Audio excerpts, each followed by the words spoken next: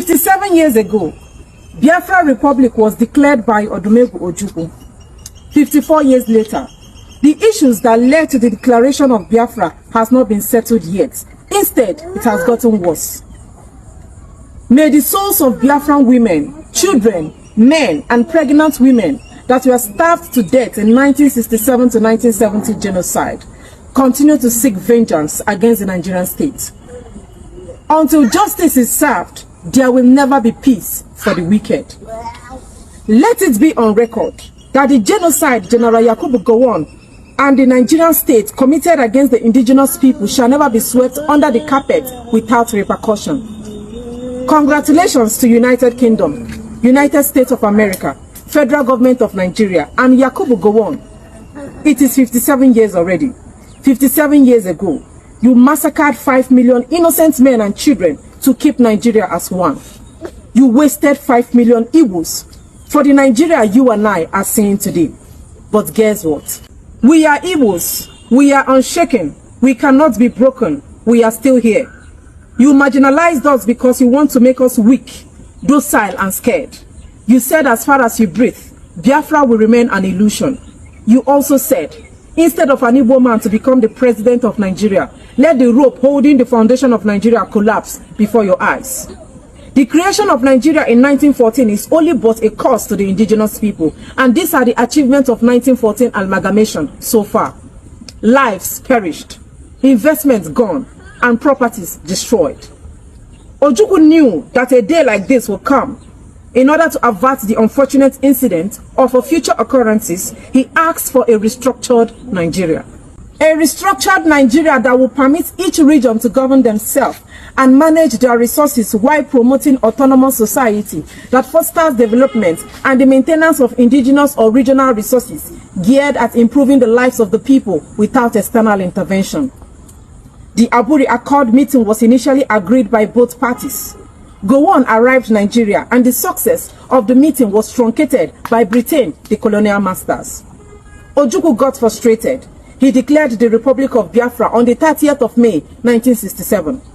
On 27 January 1968, Biafran currency pounds were printed by Odumegwu Ojukwu and was legal tender throughout the Republic of Biafra. On the 6th of July 1967, the war broke out. On the 13th of January 1970, the war ended and Yakubu Gowon declared or named the war "No Victor, No Vanquish" in order to promote reconciliation and healing, which never happened and never will it happen now. There was no healing, there was no reconciliation, and there will never be reintegration.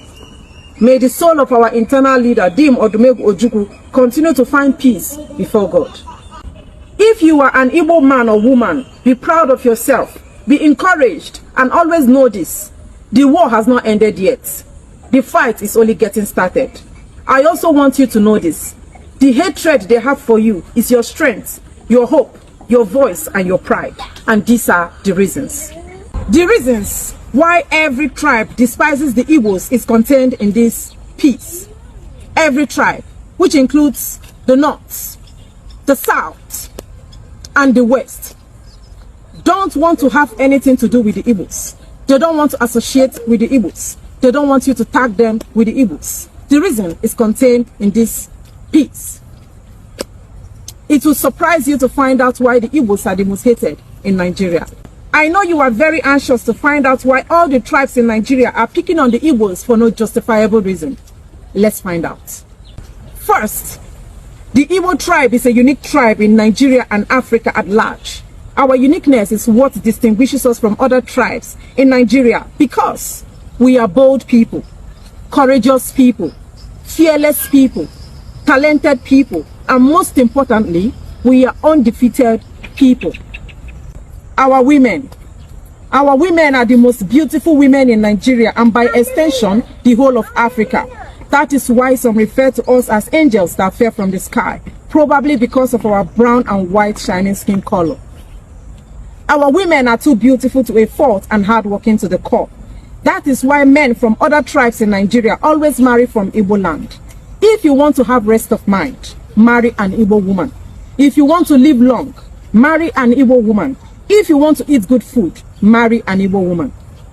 Igbo women are the best when it comes to keeping to the sanity and sanctity of marriage, adhering to the rules and regulations therein. Igbo woman has this natural or magical power of turning a poor man into a wealthy man overnight because she knows how to manage money, she knows how to make money, and she equally knows how to spend money. She carries that grace of knowing how to make money to her husband's house. Igbo woman stays forever with her husband in any condition or situation. For her, it is for better and for worse. Igbo men. As for our men, we have the most hardworking, ambitious, and lovable men from Igbo tribe. In fact, we are dragging our men with the women from other tribes in Nigeria. Every lady wishes to marry an Igbo man. The Igbos produces billionaires than any other tribe in Nigeria. Go and verify. Our beliefs. It is only the Igbos in Nigeria that criticizes their leaders. We throw our useless leaders stones and chastises them for their wrongdoings without hesitation. Our traditional rulers. Our Igwes are not left out of the equation. We ensure our elders speak in the interest of the people and not in the interest of their empty, hungry, bloated stomach. Unlike the other tribes in Nigeria who pampers their criminal leaders and protect their criminal traditional rulers. Our food. If you have not tasted Igbo food, you have not started eating good food, I assure you. Igbo women are the best cook in Nigeria and Africa, followed by Calabar and the others. If you have not married an Igbo woman, you are missing the sweetness of marriage. They know we are just too good. That is why they pick on us at every point in time. They took away everything from us, starved us in 1967 to 1970 genocide, gave our billionaires only 20 pounds after the Nigerian Biafran Civil War, spearheaded by General Yakubu Gowon and his Yoruba counterpart, Obafemi Awolowo. But after all their plans against us, we still remain the most successful tribe in Nigeria. There is a saying that anywhere you go and you don't find an Igbo man there, run. Run for your dear life because nothing is happening. I will not be surprised if the Igbos can be found in Pluto, Saturn, Jupiter, Mars, to mention but a few. We are special people. We are special tribe. We don't look like what we have been through. Anywhere you find the Igbos, give us some accolade and flowers. We actually deserve it and even much more. Igbo man turned desert to a fertile land. Do not underestimate the powerful power of an Igbo man. The other tribes in Nigeria survive with government appointment and government support. But the Igbos survive without government appointment and without government support. Because we don't depend on any mortal for survival. The Igbos don't beg for crumbs. The Igbos don't lick people acts just to feed. The Igbos speak truth to power no matter who is involved. The Igbos don't settle for less. We go for the best. In Igbo land, every man is a king in his own family. We are progressive people. We are traders. That is one of our unique talents. When it comes to commerce and industry, we are first class. You can't compete with the Igbos. If you try, you must return as a failure, I assure you. Unfortunately, the Igbos develop swampy areas for ungrateful people that hardly appreciate our efforts. They always threaten us to leave their land because they are scared of us. They are envious of us. They know we are an embodiment of knowledge, power, skills, crafts, talents, and passion. Feel free to do business with an Igbo man. Feel free to marry Igbo man or woman. Feel free to eat Igbo food, natural food. Feel free and accommodate the Igbos in your area or locality because our presence fosters peace and prosperity, double peace. Please stop the attack on the Igbos. We are the most hated in Nigeria, yet we develop our host communities. We are the biggest importers and exporters in Nigeria, but they deny the Igbos of seaport, yet it did not stop our movement of becoming the most successful and influential tribe in the whole of Africa. Stop the jealousy, stop the envy, stop the attacks, stop the hate, stop the gaslighting. You can't be like us. You can't taste what was swallowed. You can't survive what the Igbos survived. We are who we are because we remain a blessed tribe in the whole of African continent. I would drop my pen here to catch some breath. But always have this in mind. The Igbos have come to stay.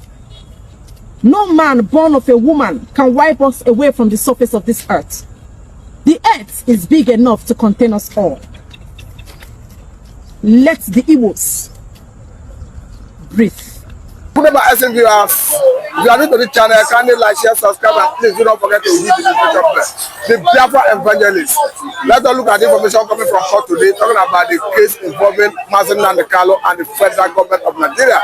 In a surprise move, Nnamdi Kanu Defense Council played 3 major videos in court to prove their case. One involving T.Y. Danjuma, where T.Y. Danjuma called on the court to defend themselves. The other one involving Hope Uzodinma, of course, the governor of Igbo State, where Hope Uzodinma is talking about self-defense.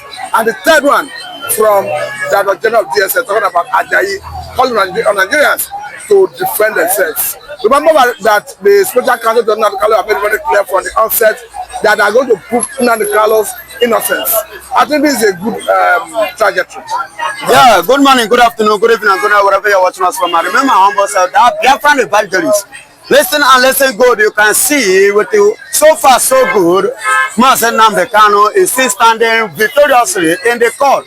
Just the same way he stood victoriously in the court of Abia State and in the Federal High Court in Enugu State.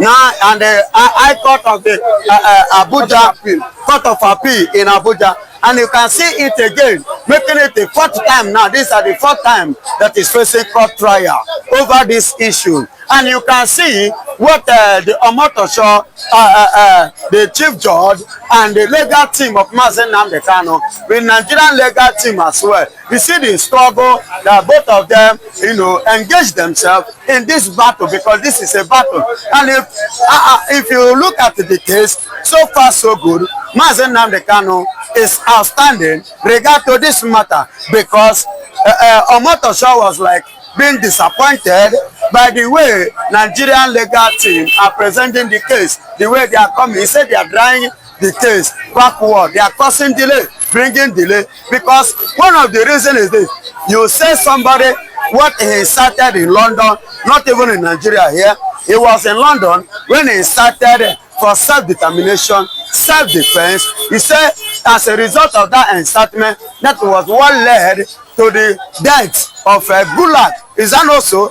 Now, the same people like T.Y. Danjuma, that is Theophilus Danjuma, and the Department of State Security in Nigeria, their boss is the person of Ajayi, and Hope Uzodinma, the current governor of Imo State. All of these people have stated the same statement or made the same comment which Nnamdi Kanu made or said while he was in London, and that was what Nigeria are using, against him, and they play it as a video. That was what they are using against him. Now, some set of people in Nigeria, here in Nigeria, have stand in Nigeria to make the same statement, and nothing has happened to them. Why are they interrogating, or are they trying or disturbing the peace of Nnamdi Kanu? Does it amount to selective prosecution against Nnamdi Kanu? Yes.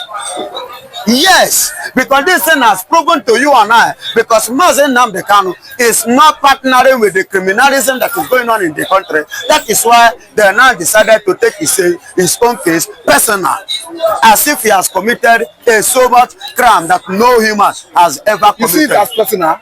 Yes, it is personal. Because if it is not personal, let me tell you, is self-determination a crime? No. Defending yourself, is it a crime? No. The people of the land have the right to defend their land. Is it a crime? No. Shetima even said it when he traveled to UN summit, World Leaders Summit. He said it, that the people of the land have the right to defend their land. So what is so funny or different from what Nnamdi Kanu said when he was in London?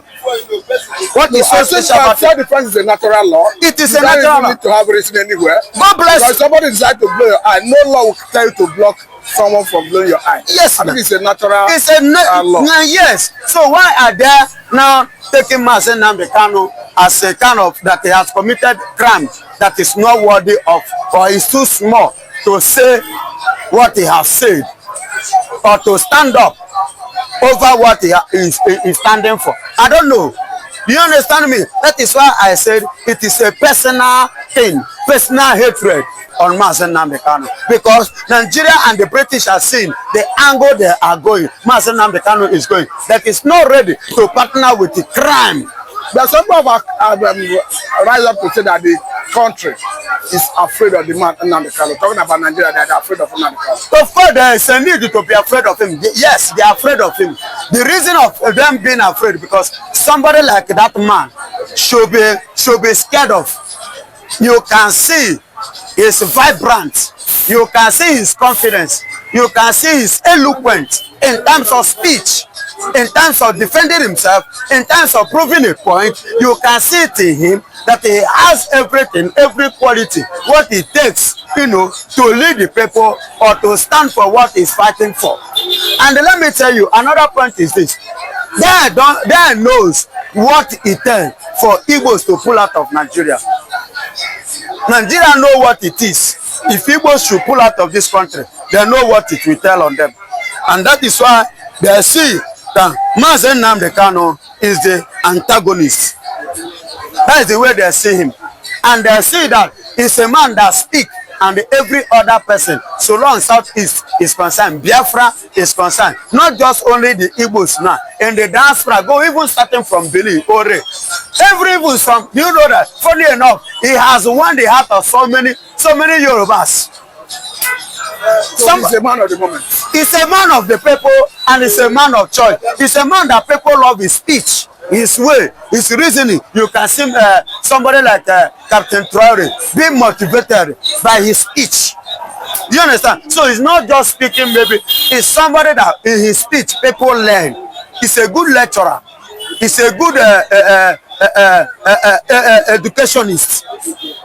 You understand? So he has educated not just only the Igbos, not just only the Biafran, not just only Nigeria. He has educated Africa. He has woken up the spirit, the sleeping spirit that is in Africa. He has woken it up. Even as I speak to you, my beloved brother, today, Captain Ibrahim Traore is standing strong, waxing strong because of who? The lessons from Nnamdi Kanu. You can see yesterday what happened in Africa Coast. You saw what happened in Africa. But the world is still waiting to hear from perhaps the military that took over, because I think there's no yet broadcast.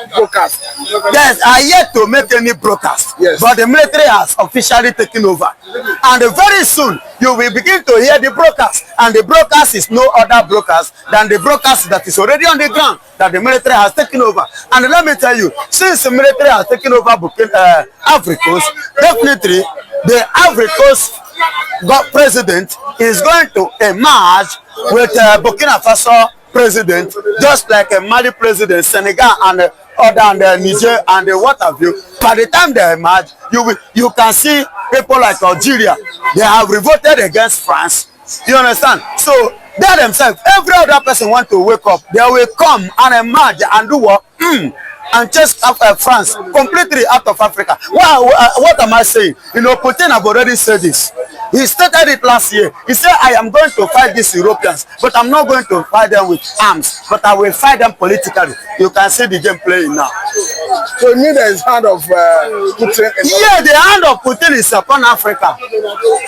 The hand of Putin is upon Africa. What is happening in Africa today? Putin's hand is there. Putin is involved. Don't you see what he said to Captain Ibrahim Traore? So look at it, he's cutting off their lifeline, because most of the natural resources they use to develop their countries is from Africa here. Yes, and that is what they are using to brag. They are using it to brag before Putin. And as you can see it now, France is having short of gold. They are having short of gold in a large quantity of it. Uranium, Europeans are having, short of it in a large quantity, because after they finish the one that they have packed from Africa, where will they go again to pack more? I think I must say every time for time. God bless you. Thank you very much. You're